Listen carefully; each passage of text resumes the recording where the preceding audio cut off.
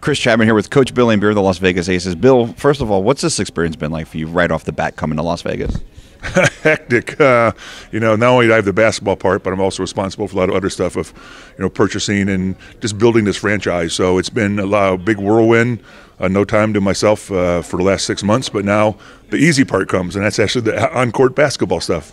Now, you coached in New York last year, right? Now you're here in Vegas. So what are some of the differences that you've picked up between New York and Las Vegas? Or are there some similarities as well? Well, I can go anywhere I want to here in 10 minutes or 15 minutes, where in New York it took you forever, with the traffic and the people and the logistics.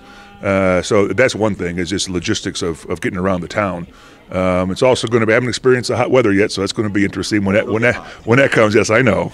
But overall, the climate's been great. The people in the town are phenomenal. A lot of transient people from Michigan. Everywhere I go, they all talk about my old days and being a player. So it's been a good experience. Now, you learned, or you played under Bill or Chuck Daly. What kind of things did he teach you about coaching? Or did you even know when you were playing that you wanted to go into coaching?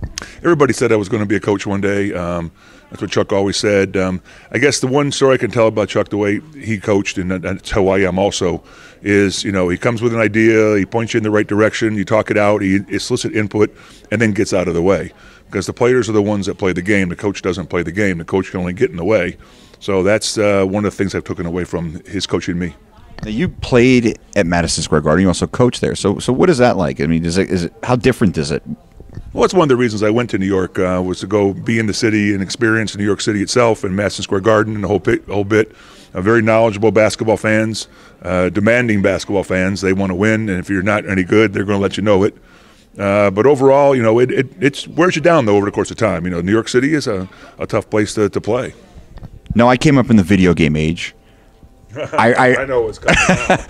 You had a video game, Bill Laimbeer's basketball. So how did that whole thing come about? Bill Laimbeer's combat basketball. Well, it was our time slot. We were the best team, and with all the notoriety of the physical play. And this company came and says they had this concept, and I said, all right, why not? And paid me some money for it too, really. So that was pretty. It was pretty interesting. To this day, people still bring it up, and I autograph some of them. Now, what kind of things do you take from your playing days and you apply them to coaching? Just the intensity factor and the honesty. I was a very brutally honest person as a player with my teammates.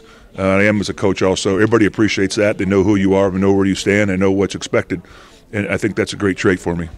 Now, you've got a bunch of young players this year. So how different is that going to be from your previous coaching stops? Well, when I got to Detroit, my first coaching in WNBA, we were all very young too, 1, 2, and 3 year players, but pretty much a carbon copy of this situation. You can push them and push them. You can demand of them. You can get them to run all day because their bodies are still very young. So it's a good experience for them to grow up. Hopefully my coaching style and my knowledge in the past years will be able to move them along a little faster. Now, you have 3 very high draft picks for the last couple of years. What kinds of things are you expecting from those 3 players? Great things, huge things, massive, unbelievable. But reality says that, they have to learn their way also. Nothing happens overnight unless you're LeBron James or somebody that special. So I think that the teaching aspect, the speed of the game, they're learning the speed of the game, the physicality of the game they have to adjust to.